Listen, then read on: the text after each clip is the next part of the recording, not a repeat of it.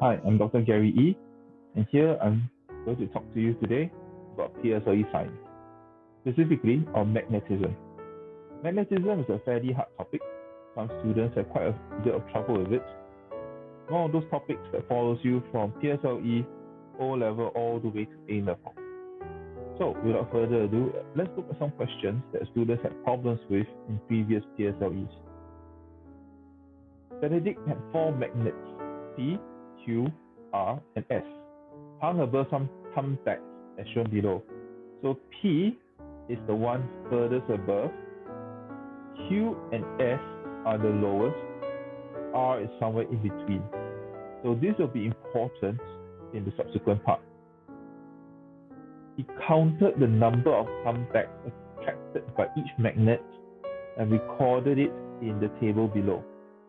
So P and S both have 5 thumbtacks. Q and R have 4 and 3 respectively. So, what does this say about the strength of the magnets? This is something that a lot of students know instinctively, but don't express it well.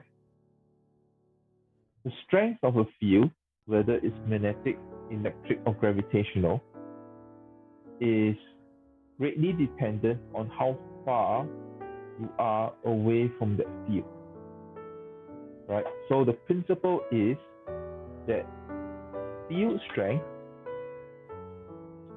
greatly weakens with distance. So regardless of what field it is, the further away you are, the weaker the field becomes. So this is why you have 2 magnets. They both attract each other. Nothing. Suddenly you come close enough and both magnets snap together. This is because you finally come close enough that the magnetic field is strong enough to attract both magnets. Just a bit further apart and nothing happens. This is because of the weakening of the field strength with distance. So if you look at that, you realize that P, being the furthest away, attracts one of the highest number of thumbtacks. This implies that P is actually one of the strongest magnets there. So let's look at the options they gave us. Magnet P is the weakest magnet? No, the opposite is true. P is actually the strongest magnet. Magnet S is the strongest magnet.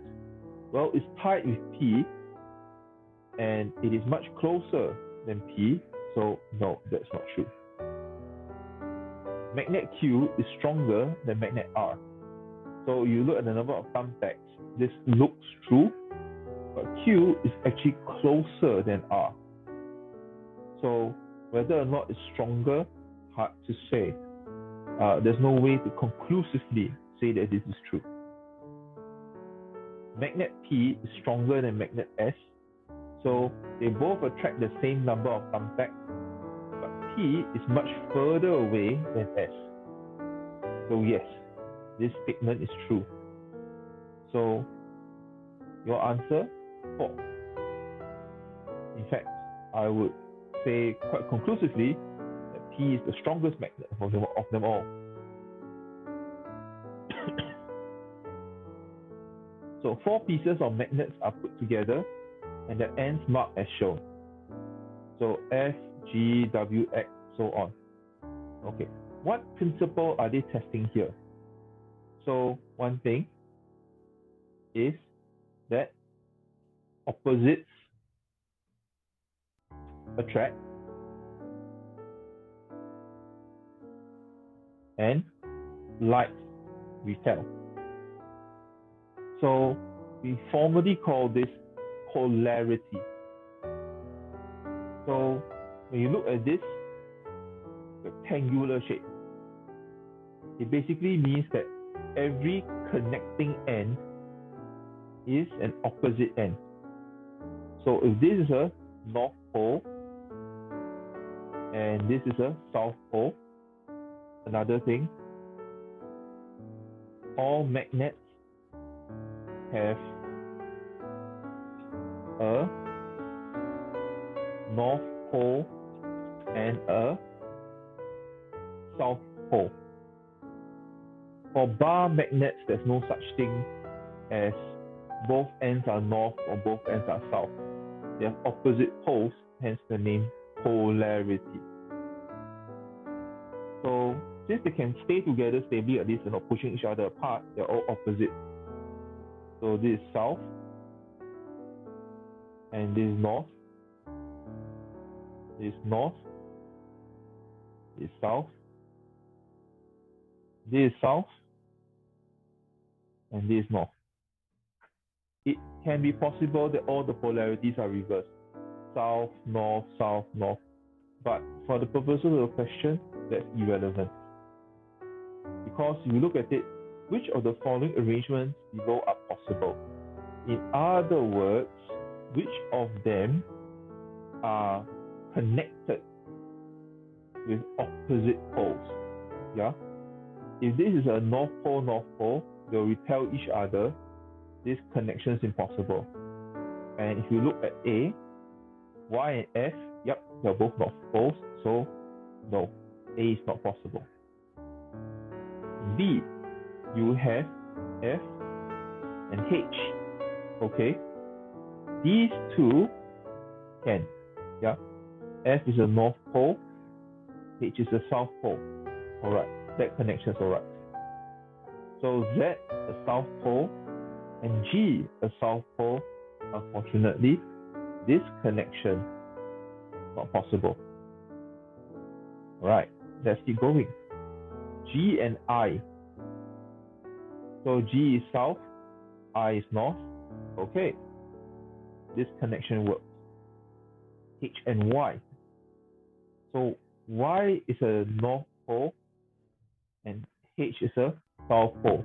Alright, so we already have a very good candidate. This works. Let's look at D. X and Y. X and Z, sorry. So X is a north pole, yeah, and Z is a south pole. Okay, so this might work. So W,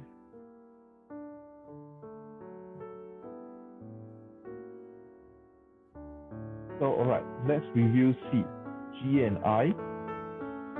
G, south, north, and H and Y. So south, north. Okay, so of these,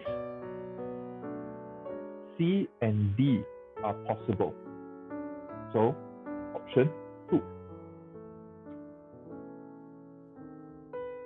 So again, A and B are not possible because they have like poles together, which will repel. So they will not remain in that formation.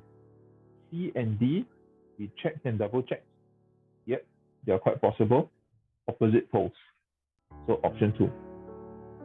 So that's all for today. See you all in the next video.